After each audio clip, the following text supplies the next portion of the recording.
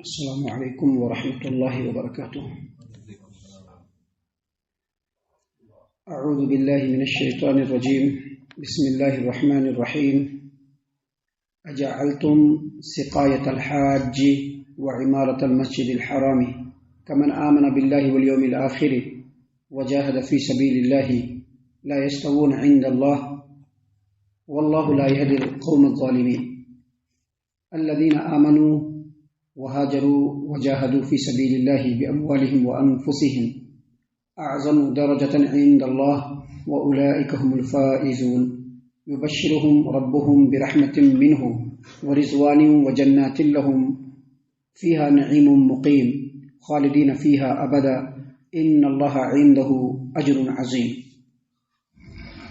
محترم سامعین کرام، سورۃ التوبہ سورہ نمبر 9 اور اسی صورت سے آیت نمبر 19، 20، 21، 22 یہ چند آیات آپ کے سامنے تلاوت کی گئی۔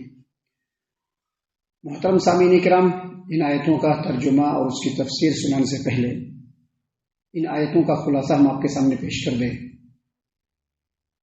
کہ اگر ایک انسان اللہ پر اور آخرت پر ایمان رکھتا ہے، نیک اعمال انجام دیتا ہے، نمازوں کو قائم کرتا ہے، دوسری نیکیوں کو انجام دیتا ہے، اللہ کے راستے میں جہاد کرتا ہے، وہ انسان ان تمام لوگوں سے افضل ہے جن کے اندر یہ باتیں نہ ہو لیکن دوسری باتیں ہوں، مثلا لوگوں کی خدمت کرنا، لوگوں کے سامنے خرچ کرنا، مسجدوں پر خرچ کرنا، ایسے ہی زکوٰۃ دے دینا، لوگوں کے اوپر خرچ کرتے رہنا۔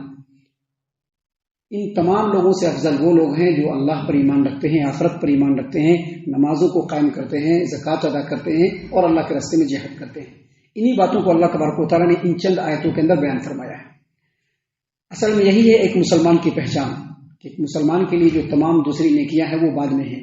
سب سے پہلے جو اس کے سامنے نیکی ہے وہ اللہ پر ایمان رکھنا، آخرت پر ایمان رکھنا، نمازوں کو قائم کرنا، زکوٰۃ ادا کرنا اور اللہ کے راستے میں جہاد کرنا۔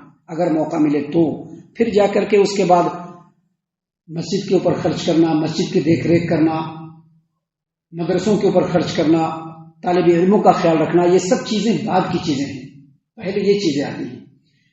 مشرکین مکہ نے مسلمانوں کے سامنے یہ بات رکھ دی کہ تم لوگ اللہ پر ایمان رکھے، آخرت پر ایمان رکھے، ہجرت کر لیے، جہاد کرتے ہو، تو یہ مت سمجھو کہ ہم لوگوں کے حق میں کچھ نہیں ہے۔ ہم لوگ بھی حاجیوں کو پانی پلاتے ہیں، ہم لوگ بھی ان کی دیکھ ریکھ کرتے ہیں، ہم لوگ بھی اس کی خدمت کرتے ہیں، کعبہ کی مرمت کرتے ہیں، کعبہ کے غلاف کا انتظام کرتے ہیں، کعبہ کے اندر اور مسجد حرام کے اندر روشنی کا انتظام کرتے ہیں، تو ہم کو اپنے سے کم مت سمجھنا۔ اللہ تبارک و تعالیٰ نے ان لوگوں کو وضاحت کے ساتھ فرمایا، اجعلتم سقایۃ الحاج وعمارۃ المسجد الحرام کمن آمن باللہ والیوم الآخر وجاہد فی سبیل اللہ لا یستوون عند اللہ واللہ لا یہدی القوم الظالمین۔ کیا تم لوگوں نے حاجیوں کو پانی پلانے اور مسجد حرام کو آباد کرنے، اور تم لوگ حاجیوں کو پانی پلانے اور مسجد حرام کو آباد کرنے کو اس شخص کے کام کے برابر بنا دیا ہے جو اللہ پر اور آخرت کے دن پر ایمان رکھتا ہے اور اللہ کے راستے میں جہاد کرتا ہے؟ کہ تم نے ان دونوں کو برابر کر دیا؟ لا یستوون عند اللہ، برابر نہیں ہو سکتے۔ یہ جو آیت کریمہ ہے اس کا شان نزول ہے، اس کا شان نزول ہے صحیح مسلم کتاب الامارہ۔ سیدنا نعمان بن بشیر رضی اللہ عنہ روایت کرتے ہیں کہ ہم لوگ جمعہ کے دن اللہ کے رسول صلی اللہ علیہ وسلم کے ممبر کے پاس بیٹھے ہوئے تھے، تو ایک آدمی نے کہا کہ ایمان لانے کے بعد اب میں دوسرا کوئی کام نہیں کروں گا سوائے حاجیوں کو پانی پلانے کے۔ ایمان لانے کے بعد میں دوسرا کوئی بھی کام نہیں کروں گا سوائے حاجیوں کو پانی پلانے کے۔ دوسرے نے کہا کہ اگر میں اسلام لے آؤں تو اسلام لانے کے بعد مسجد حرام کی تعمیر کے علاوہ کوئی کام نہیں کروں گا۔ تو ایک تیسرے آدمی نے کہا کہ اللہ کے راستے میں جہاد کرنا یہ سب سے بڑا عمل ہے، تم لوگ جن اعمال کا ذکر کر رہے ہو وہ اللہ کے راستے میں جہاد کرنے کے برابر نہیں ہے۔ جب اس طرح سے تکرار ہوئی تو سیدنا عمر بن خطاب رضی اللہ عنہ بازو میں بیٹھے ہوئے ہیں، انہوں نے کہا کہ تم لوگ رسول اللہ صلی اللہ علیہ وسلم کے ممبر کے سامنے اپنی آواز کو بلند کرتے ہو، ڈانٹا، اور پھر کہا کہ جمعہ کی نماز کے بعد میں نبی صلی اللہ علیہ وسلم سے اس اختلاف کے بارے میں پوچھوں گا تو تم کرتے ہو۔ تو جب نبی صلی اللہ علیہ وسلم سے پوچھنے کے لیے گئے تو اس موقع پر یہ آیت کریمہ نازل ہوئی کہ اجعلتم سقایۃ الحاج وعمارۃ المسجد الحرام، کیا تم لوگ حاجیوں کو پانی پلانے کو اور مسجد حرام کی تعمیر کو اس شخص کے عمل کے برابر قرار دیا جو اللہ پر اور آخرت کے دن پر ایمان رکھے اور جہاد کرے.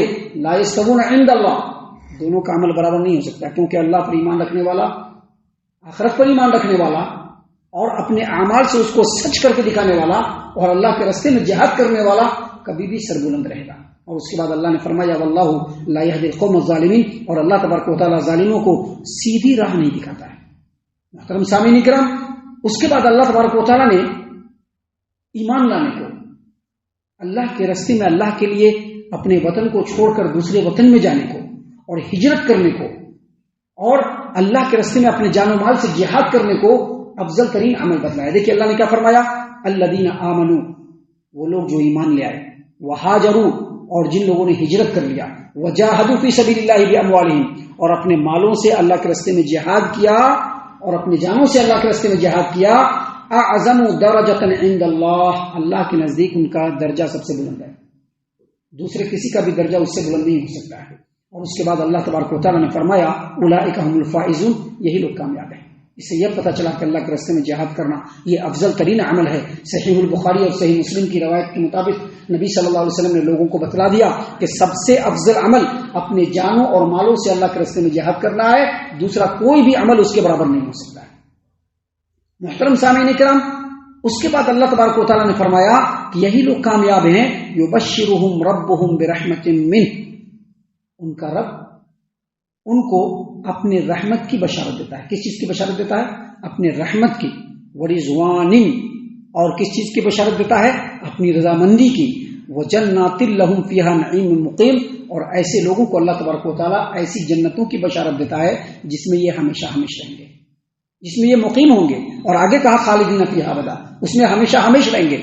ان اللہ عندہ اجر عظیم، اور بے شک ان کے لیے اللہ تبارک و تعالیٰ کے پاس بہت بڑا اجر ہے. محترم سامعین کرام، دیکھیے یہ جو دو آیت کریمہ اور جو دونوں کا ترجمہ ہم نے آپ کے سامنے پیش کیا، اس میں اللہ تبارک و تعالیٰ نے 3 طرح کی نعمت کا ذکر کیا ہے. کتنی طرح کی نعمتوں کا؟ 3 طرح کی نعمتوں کا ذکر کیا ہے. ایک اللہ کی رحمت ملے گی، دوسرا اللہ کی رضامندی ملے گی، اور تیسرا جنت ملے گی جس میں ہمیشہ ہمیشہ رہنا. اور اس سے پہلے جو 2 آیات آپ کے سامنے پڑھی گئی اس میں 3 عملوں کا ذکر ہے. ایک کس چیز کا؟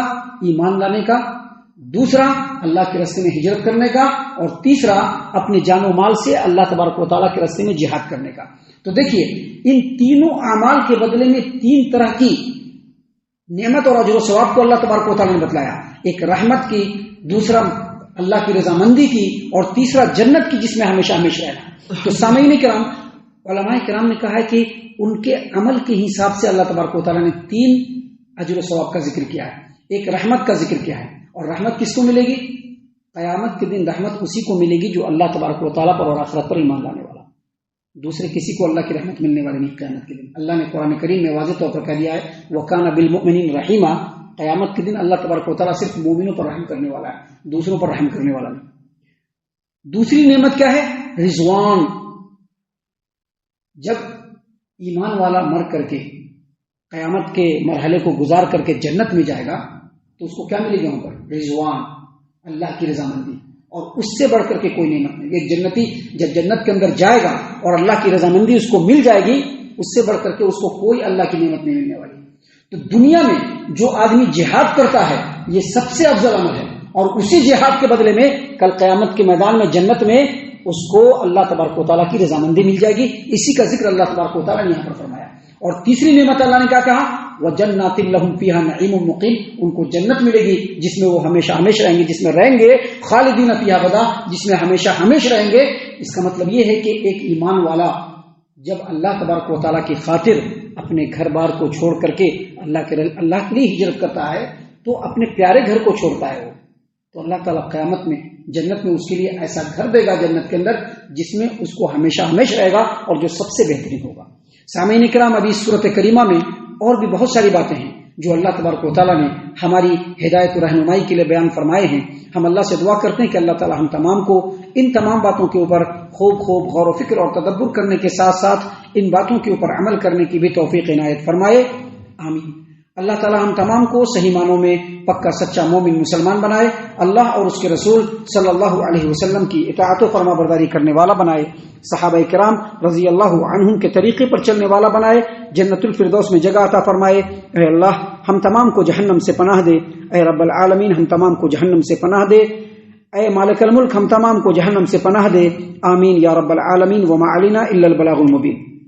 تبارك الذي نزل الفرقان على عبده ليكون للعالمين نذيرا